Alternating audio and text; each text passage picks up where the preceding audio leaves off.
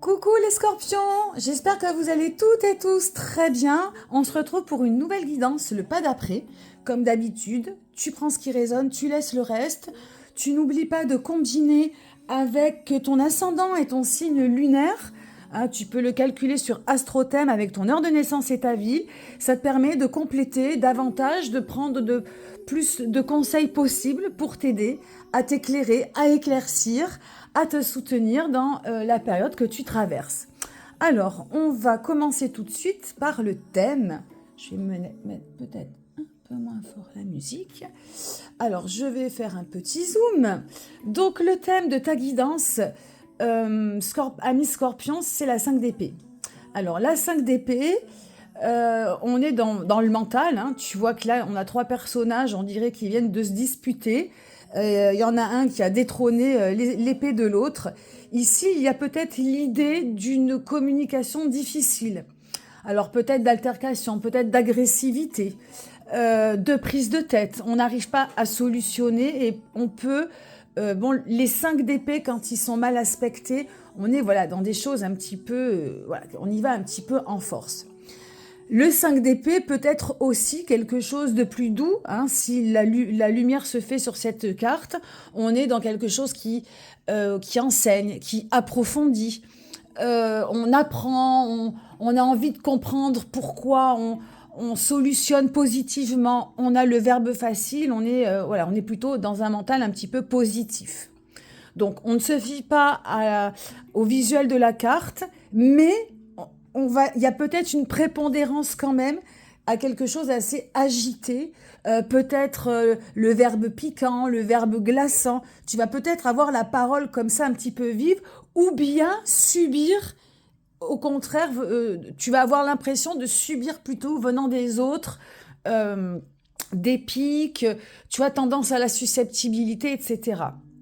En plus, dans le signe du scorpion, qui peut être assez vif et assez piquant, dans un sens comme dans l'autre, avec également une hypersensibilité. Donc, attention, au niveau du mental, ça risque de se passer beaucoup là-dedans, si toutefois ça te parle. Donc là, on est juste sur un thème, sur une direction, voire une inspiration. Bon, là, pour le coup, c'est pas très inspirant, mais on va aller voir un petit peu ce qui se passe dans le détail. Dans l'énergie principale, c'est 10 de denier. Alors, c'est peut-être ça qui pose problème, c'est peut-être ça qui est à observer actuellement. 10 de denier, c'est un épanouissement, c'est quelque chose de plein, de complet, c'est de la richesse intérieure. C'est un petit peu comme une famille au complet, une famille qui possède, qui est bien dans son foyer, bien dans sa maison, il y a de l'argent au minimum. Tout le monde a une fonction plutôt, qui met un petit peu sa pierre à l'édifice. Ce 10 de denier, au-delà de ça, il vient te dire, est-ce que tu es heureux? Est-ce que tu es heureux? Est-ce que tu es satisfait? Est-ce que tu as acquis ce dont tu avais besoin? Qu'est-ce qu'il te manque? Le 10 de denier, on est vraiment dans quelque chose où on observe. Il y a une transition qui se fait. On est en train de se rendre compte, bien qu'on a acquis suffisamment dans la matière, et on se rend compte que le matériel ne suffit plus. Comment dirais-je, on le transforme, c'est quelque chose de transformateur, on le transforme en énergie. Et en fait, ici, c'est vraiment de se dire, ça ne sert à rien de vouloir posséder encore et encore. Le principal se passe ailleurs. Le principal, c'est dans la vitalité, dans la créativité. C'est de pouvoir transformer ce que l'on a en richesse intérieure. Donc ça, c'est dans l'observation. Tu peux être satisfait de ce que tu as, et je pense que c'est le bail ici, c'est d'être satisfait, d'être fier d'avoir accompli ce que tu as accompli, de te satisfaire de ce que tu as. Par contre, effectivement, si il te manque un travail, il te manque quelque chose d'utile dans ta vie matérielle, il va falloir effectivement aller essayer d'aller concrétiser ce qu'il te manque. Ce 10 de denier, donc du coup, dans son côté obscur, c'est le déséquilibre entre le matériel et le réel, c'est de croire que posséder va te rendre heureux. Il peut y avoir aussi un deuil que tu n'arrives pas à faire, une étape que tu n'arrives pas à passer dans la matière, hein, que ce soit dans le travail, que ce soit... Il y a une espèce d'étape un peu bloquante qui t'empêche eh bien, d'être dans cette plénitude, d'être dans cet épanouissement, d'être dans ce pas d'après. Donc on va aller voir justement le pas d'après. Le pas d'après ici pour débloquer la matière, pour en tout cas aller vers ce qu'il te manque ou juste, juste aller vers cette vitalité, c'est la 5 de bâton. Ici, il y a une certaine logique et un rapport entre la 5 d'épée, peut-être des voix off, peut-être une espèce d'agressivité extérieure qui te pollue, qui t'empêche d'avancer, qui te met un petit peu comme des bâtons dans les roues. Et qui peut-être, voilà, c'est peut-être ce qui te pose ici problème. Hein. On est peut-être dans un problème relationnel aussi. Hein. Le 10 de denier, ça peut être aussi lié à une relation. Hein. C'est vraiment quelque chose de concret. Et ici, le pas d'après, c'est un petit peu comme une espèce de solution, c'est de canaliser ton mental.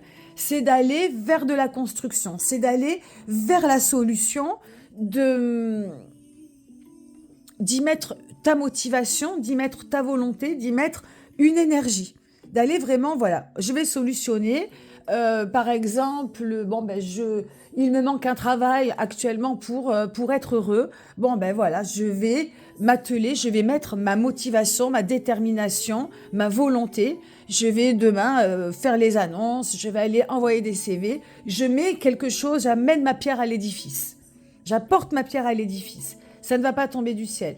Ici, ce 5 de bâton, tu vois, ce sont des personnages qui construisent, qui canalisent et qui, au lieu de se battre et de mal se parler, ils se réunissent pour aller de l'avant. Donc là, tu n'es pas obligé de le faire avec les autres, déjà de le faire avec soi-même. Ça peut déjà te tirer vers le haut et te sortir de cette agressivité, de ce côté vif qu'il y a actuellement dans ton mental et d'accéder évidemment vers cet épanouissement, vers ce qu'il te manque pour être heureux. Le conseil ici du tarot, c'était ce qu'il fallait, hein. C'est pas moi qui le dis, c'est le tarot, c'est la carte qui est sortie pour toi dans le challenge et le conseil. Le tarot ici te dit tempérance, la tempérance. C'est une arcane majeure qui vient mettre de l'eau dans ton vin, qui vient arrondir les angles, qui vient te faire prendre conscience de la douceur, de cette harmonie, de retrouver cette espèce d'équilibre, cette communication avec toi-même, cette communication et ce flow positif, fluide, doux. Et c'est pas en t'agitant ou en étant trop dur avec toi-même. Voilà. Et c'est peut-être aussi des fois de te sortir d'une ambiance. Alors d'une ambiance, hein, peut-être que ça vient des autres, peut-être qu'il y a peut-être un terrain autour de toi qui n'est pas propice à la paix et à l'harmonie, auquel cas il va falloir te protéger de ça. Tempérance ici, c'est vraiment l'énergie dont tu vas avoir besoin pour construire, pour avancer, pour aller vers plus de motivation, plus de volonté, plus de construction et pour aller aussi vers un épanouissement, quelque chose qui va venir ici te remplir, te compléter, t'épanouir. Je l'ai peut-être dit plusieurs fois. Tempérance, donc on met de l'eau dans son vin, on arrondit les angles, on essaie de retrouver une communication avec autrui, fluide, positif, un flow, un flow fluide. Non, voilà, et voilà ce que je peux dire pour ta lecture. J'espère que ça t'aura aidé. Je vais mettre un petit zoom comme ça. Merci de m'avoir écouté. Je te souhaite plein de bonnes choses. On se retrouve pour le pas d'après d'ici une quinzaine de jours. Prends bien soin de toi. Bye bye les scorpions.